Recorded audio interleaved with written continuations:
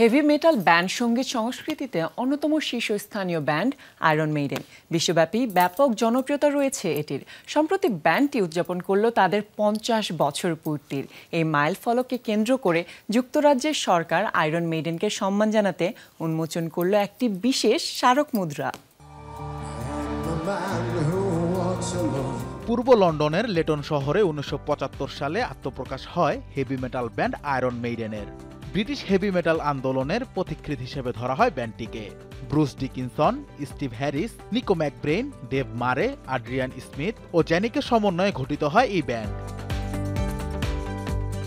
সম্প্রতি ব্যান্ডটি উদযাপন করেছে তাদের 50 বছর পূর্তির মাইলফলক। বিশ্বব্যাপী জনপ্রিয় ব্যান্ডটির 50 বছরের মাইলফলককে স্মরণীয় করে রাখতে উন্মোচন করা হলো স্মারক কয়েনের। এর মাধ্যমে ব্রিটিশ হেভি মেটাল ব্যান্ডটি অর্জন করল তাদের নিজেদের লোগো সম্বলিত মুদ্রা। যে কারণে ব্যান্ডটি জায়গা করে নিয়েছে the Royal Mint music legends সিরিজের সঙ্গীত কিংবদন্তিদের তালিকায়। এর আগে rock band Queen, Elton John ও ডেভিড বোয়ির মতো সঙ্গীত তারকারা এই সম্মাননা অর্জন করেছিলেন। উন্মোচিত স্মারক কয়েনটি বেশ সূক্ষ্ম কারুকাজের সাহায্যে তৈরি করা হয়েছে, যেখানে ব্যান্ডটির বিখ্যাত মাস্কট এডিকে একটি গতিশীল ভঙ্গিতে দেখানো হয়েছে, যা বিশ্বব্যাপী ভক্তদের মনে দাগ কেটে যাবে।